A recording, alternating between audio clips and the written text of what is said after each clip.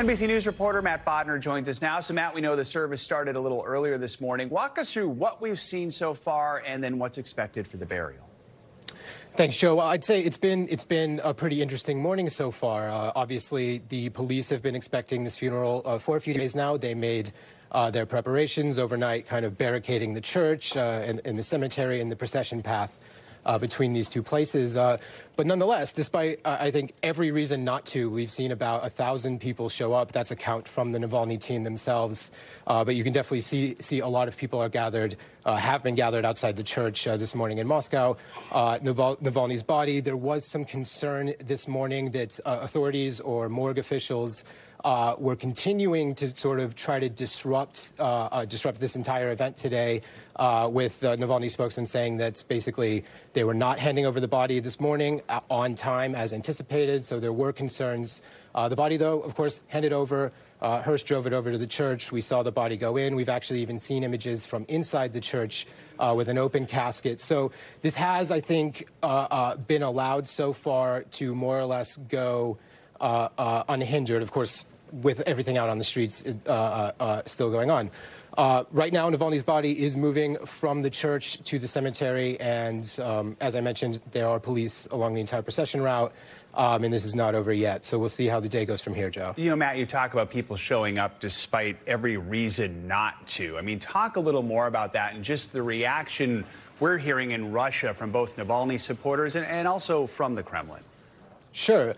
Well, the Kremlin has, I think, been very clear about how it feels about Alexei Navalny. Obviously, he is dead now. Not only has he been dead for 2 weeks, they've spent the past 2 weeks basically sending very disrespectful messages to the family and his supporters. And I think that a clear message that dissent of any form will not be tolerated. And so this was reinforced even further when we saw vigils popping up very organically around Russia after Navalny's death was announced, and these were dealt with by the Russian authorities the way that I think we would all assume they would do it. There were arrests. So they were very clearly telegraphing how they might still respond to this. Even this morning, we saw the Kremlin spokesman Dmitry Peskov saying that unsanctioned gatherings are illegal, pointing out that according to the letter of Russian law, there are penalties that everyone attending this funeral today more or less is exposing themselves to.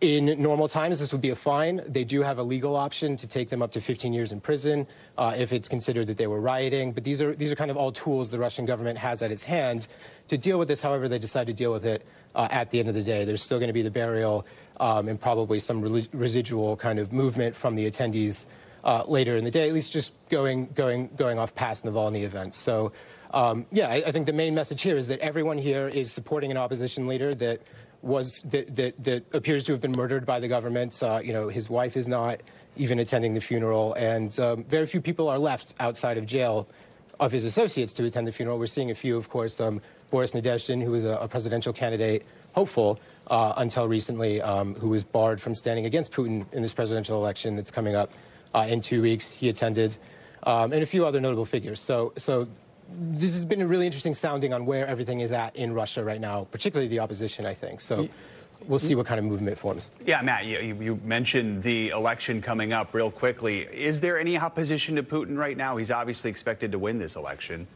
Sure. There's no doubt about what's going to happen on Election Day in Russia. They've engineered it as such. There is no genuine opposition candidate on the ballots anywhere in Russia that we're aware of, and instead, what we're seeing is essentially the usual suspects, kind of a phony opposition candidate from the Communist Party, one from a nationalist party. So they manage these things carefully, and we're seeing that here. All right, Matt Bodner, thank you so much. Appreciate your expertise. Thanks for watching. Stay updated about breaking news and top stories on the NBC News app or follow us on social media.